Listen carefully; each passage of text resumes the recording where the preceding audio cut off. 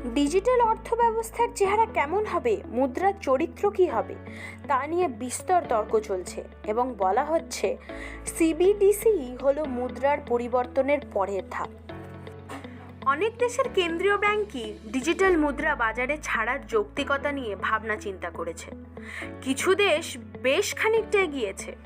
এখনো পর্যন্ত 5টি দেশ সিবিডিসি চালু হয়েছে বাহামিয়ার স্যান্ড ডলারের মাধ্যমে, যা এখনো পর্যন্ত সব থেকে বেশি উপলব্ধ। অন্যদিকে সুইডেন এবং দক্ষিণ কোরিয়া সহ 14টি দেশে সিবিডিসির পাইলট শুরু করা হয়েছে।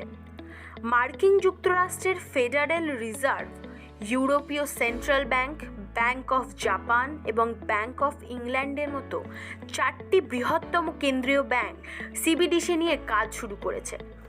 এক্ষেত্রে আমেরিকা অনেকটাই পিছিয়ে রয়েছে। অন্যদিকে চীন সিবিডিসির কাজ অনেকটাই এগিয়ে ফেলেছে। 2020 সালে বাহামাজের কেন্দ্রীয় ব্যাংক চালু করে দিয়েছে তাদের ডিজিটাল মুদ্রা স্যান্ড ডলার, দুনিয়ার প্রথম। চলতি বছরের এপ্রিলে ইস্টার্ন ক্যারিবিয়ান কারেন্সি ইউনিয়নও চালু করলো ডিক্যাশ ইস্টার্ন ক্যারিবিয়ান ডলারের ব্লকচেন নির্ভর ডিজিটাল সংস্করণ। এবার দেশের সেন্ট্রাল ব্যাংক ডিজিটাল কারেন্সির পথে হাঁটতে চলেছে রিজার্ভ ব্যাংক অফ ইন্ডিয়া। আগামী দিনে যা ডিজিটাল মুদ্রা হিসেবেই পরিচিত হতে পারে।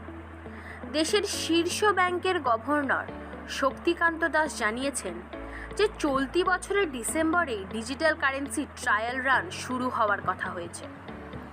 ব্যক্তিগত সম্পত্তি তৈরির ক্ষেত্রে এই কারেন্সি একটা বড় মাধ্যম হয়ে উঠতে পারে ভবিষ্যতের জন্য।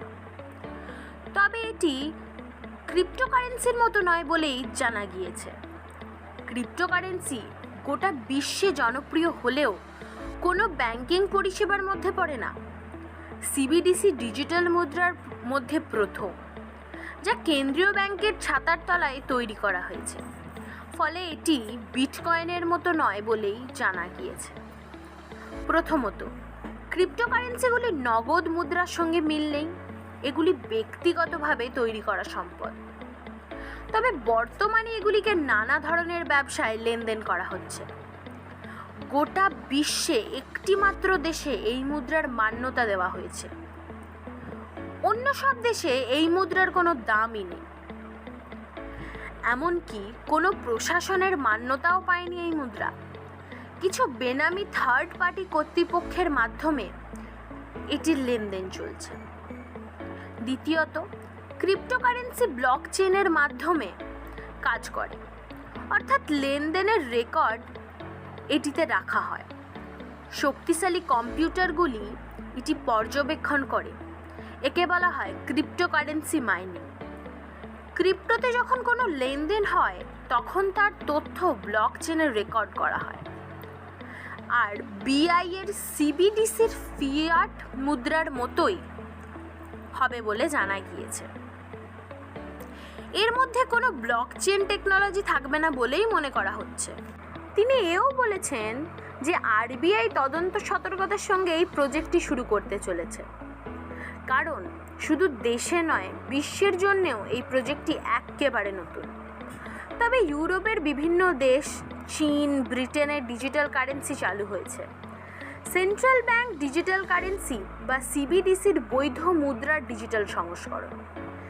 যে দেশগুলিতে এই ডিজিটাল মুদ্রা চালু, সেই দেশগুলির কেন্দ্রীয় ব্যাংক সরকারিভাবে চালু থাকা মুদ্রার ডিজিটাল সংস্করণ বাজারে ছড়াচ্ছে। ভারতেও একই পদ্ধতি চালু করতে চলেছে রিজার্ভ ব্যাংক। ব্লকচেনই প্রযুক্তিভিত্তিক বিটকয়েনের মতো প্রাইভেট ক্রিপ্টোকারেন্সির জন্য বর্তমানে এক বিপুল চাহিদা ও প্রয়োজনীয়তা রয়েছে। পাশাপাশি অনিয়ন্ত্রিত প্রাইভেট ডিজিটাল কারেন্সির ওপর চাপ বাড়াতে আর্থিক লেনদেনের ক্ষেত্রে এই সিস্টেম আনতে উদ্যোগী হয়েছে কেন্দ্রীয় সরকার।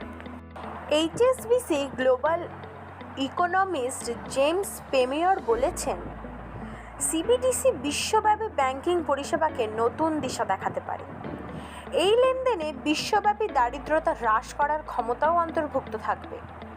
করোনা অতিমারির সময় বেশিরভাগ মানুষই ডিজিটাল পেমেন্টের দিকেই ঝুঁকেছেন। লকডাউন শুরু হওয়ার পর থেকে গ্রাহকরা বেশিরভাগ কেনাকাটার জন্যই অনলাইন বিকল্পকে বেছে নিয়েছে। এমন সময়ে কেন্দ্রীয় ব্যাংকের ছত্রছায়ায় ডিজিটাল মুদ্রা নিয়ে আসা হলে সময়োপযুক্ত সিদ্ধান্ত হবে বলেই অনেকে মনে করেছেন। এই সিবিডিসির ব্যবহারের একটা সুবিধা হলো এই লেনদেনে কোনো তৃতীয় পক্ষ থাকে না। বেসরকারি ভার্চুয়াল কারেন্সির তুলনায় সিবিডিসি অনেক বেশি নিরাপদ, এমনটাই বলা হচ্ছে। রিজার্ভ ব্যাংকের ডেপুটি গভর্নর শ্রী টি রবিশঙ্কর এক ভাষণে এই মুদ্রার সুবিধা এবং ঝুঁকির কথা বিশেষভাবে উল্লেখ করলেন। সুইডেনের প্রসঙ্গ তুলে তিনি বলেছেন, সে দেশের বেসরকারি ডিজিটাল পেমেন্টের দাপটে পেপার কারেন্সি অর্থাৎ নোট নিতান্তই কোণঠাসা হয়ে পড়েছিল। ডিজিটাল ক্রোনা চালু হলে সাধারণ মানুষের মধ্যে ফের ক্রোনার গুরুত্ব দেওয়া প্রবণতা দেখা যায়। শ্রী শঙ্কর আরও বলেছেন, যে দেশে নগদ টাকার ব্যবহার বেশি সেখানে ডিজিটাল মুদ্রা চালু করলে ব্যবস্থাটি কুশলতা বাড়ে। ইহা ব্যবহারের আরও একটা সুবিধা হলো এই লেনদেনে কোনো তৃতীয় পক্ষ থাকে না। যিনি দিচ্ছেন আর যিনি পাচ্ছেন তারা একবারেই লেনদেন মিটিয়ে নিতে পারেন। বাণিজ্যিক ব্যাংকের মাধ্যমে লেনদেন করলে ইন্টার ব্যাংক সেটেলমেন্টে দেরি হওয়ার একটা ঝুঁকি থেকেই যায়। আন্তর্জাতিক লেনদেনের ক্ষেত্রে এই সমস্যাটিও আরও বেশি। অন্যদিকে বেসরকারি ভার্চুয়াল কারেন্সির তুলনায় সিবিডিসির অনেকে বেশি নিরাপদ। বিটকয়েনের মতো বেসরকারি মুদ্রার সঙ্গে সিবিডিসির সবচেয়ে বড় পার্থক্য হলো এখানে জানা থাকবে এই মুদ্রার দায়িত্ব শেষ অবধি কার। দায়িত্বটি যে কেন্দ্রীয় ব্যাংক এই মুদ্রার বাজারে ছড়াচ্ছে তার। শ্রী শঙ্কর তার বক্তৃতায় ইঙ্গিত করলেন সিবিডিসির সুযোগ সুবিধাগুলি ভারতের ক্ষেত্রে বেশ প্রশাসী। মনে করিয়ে দিলেন ডিজিটাল কারেন্সি চালু হলে নোট ছাপার খরচও বাঁচবে।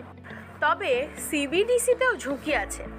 ডেপুটি গভর্নর উল্লেখ করলেন, যদি সিবিডিসি সাধারণ মানুষের কাছে, ব্যবসায়ীদের কাছে ব্যাংকে টাকা রাখার চেয়েও বেশি আকর্ষণীয় হয়ে ওঠে তাহলেই মুশকিল। ব্যাংকে আমানত কমলে তাদের পক্ষে ঋণ দেওয়ার জন্য নগদের যোগান কমবে, ফলে কেন্দ্রীয় ব্যাংককে আলাদা করে নগদের যোগান দিতে হবে।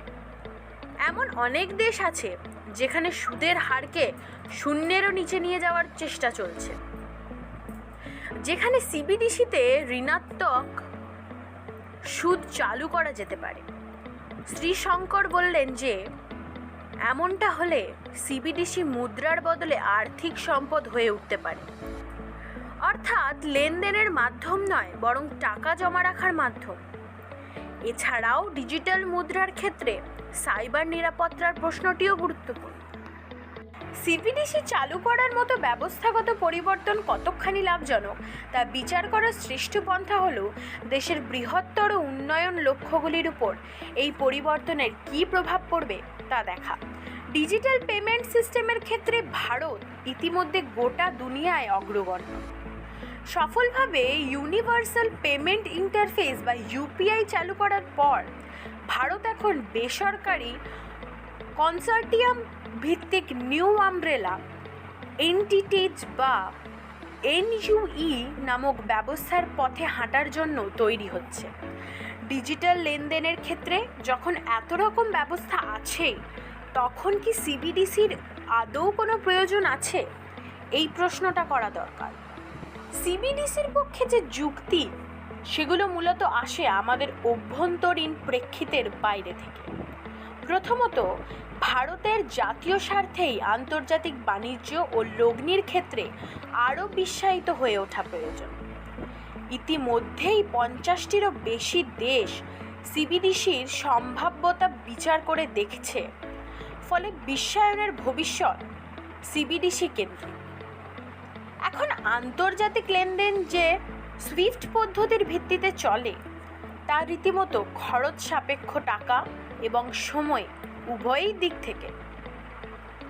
কাজেই এটা নিশ্চিত যে অদূর ভবিষ্যতে আন্তর্জাতিক বাণিজ্য, লগ্নি, এমনকি বাইরে থেকে টাকা পাঠানো প্রতিটি ব্যাপারেই বহুজাতিক সিবিডিসির নেটওয়ার্কের উপর নির্ভরশীল হবে।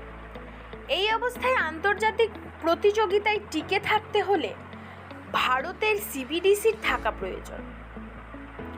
দ্বিতীয়ত, অন্য কোনো দেশের কেন্দ্রীয় ব্যাংকের ডিজিটাল মুদ্রা আন্তর্জাতিক লেনদেনের মাধ্যমে হয়ে উঠতে পারে, এই আশঙ্কা আছেই। তেমন হলে দেশের বাজারেও সেই ডিজিটাল মুদ্রার চাহিদা বাড়বে। চীনের সঙ্গে ভারতের সম্পর্ক যেদিকে গড়াচ্ছে, তাতে আন্তঃসীমান্ত ডিজিটাল ইউএনের ব্যবহার বাড়লে ভারতের তথ্য নিরাপত্তার ঝুঁকিও বাড়তে পারে, কারণ ডিজিটাল লেনদেনের ক্ষেত্রে লেনদেনকারীর তথ্য প্রকাশ হয়ে যাওয়ার সম্ভাবনা থাকছে। এই জাতীয় বিপদ ঠেকানোর সেরা উপায় হলো আন্তঃসীমান্তে সিবিডিসি লেনদেনের জন্য আন্তর্জাতিক প্রোটোকল তৈরি করা। সেই প্রক্রিয়ার যদি তাৎপর্যপূর্ণভাবে পালন করতে হয়, তাহলে ভারতের নিজস্ব ভরসাযোগ্য ও কার্যকর সিবিডিসি থাকা দরকার। দেশে অভ্যন্তরীণ ডিজিটালাইজেশনের ক্ষেত্রে সিবিডিসির গুরুত্বপূর্ণ ভূমিকা পালন করতে পারে। ইউপিআই নির্ভর ডিজিটাল লেনদেন বহুলাংশে সফল ঠিকই, কিন্তু তা ডিজিটাল ডিভাইড দূর করতে পারে না। দেশে আর্থিক অন্তর্ভুক্তির প্রক্রিয়ায় বেসরকারি ব্যাংকগুলির যোগদান এখনও অকিঞ্চিতকর। সেই দায় মূলত সরকারি ব্যাংকগুলোই পালন করে ভালো রকম আর্থিক ক্ষতি স্বীকার করে। যেহেতু লাভ নির্ভর এনইউই ব্যবস্থাও ব্যাংক অ্যাকাউন্ট ভিত্তিক হবে, ফলে ডিজিটাল ডিভাইড আরও বাড়বে, সেই আশঙ্কা রয়েছে। ফলে ভারতে সর্বজনীন ডিজিটালাইজেশনের কাজটা রীতিমতো বেশ কঠিন। সেই ক্ষেত্রে সিবিডিসির এনইউইর বিকল্প হতে পারে ব্যাংকের পরিসরের বাইরে। ডাকঘরের মতো অন্যান্য পরিকাঠামো ব্যবহার করে তা কাজ করবে। তবে সিবিডিসির বিরুদ্ধে যুক্তিগুলো একেবারেই উড়িয়ে দেওয়ার নয়। ব্যাংকে নগদের অভাব ঘটার সম্ভাবনাটা তো আছেই। তার পাশাপাশি ভারতের ব্যাংকগুলোয় অনাদায়ী ঋণের সমস্যাও বেশ প্রকট। এই দুটো সমস্যা চরিত্রগতভাবে আলাদা ঠিকই, কিন্তু এটাও প্রতিষ্ঠিত সত্য যে নগদের অভাব আর ব্যাংকের সচ্ছলতার অভাব পরস্পরকে বাড়িয়ে তোলে।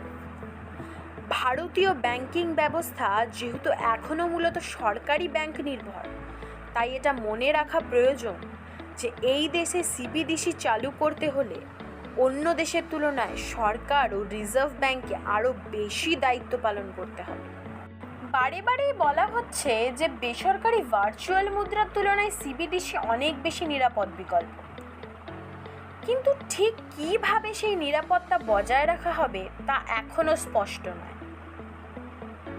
বেসরকারি ডিজিটাল মুদ্রা কি নিষিদ্ধ হবে, নাকি দুই ধরনের মুদ্রাই পাশাপাশি থাকবে?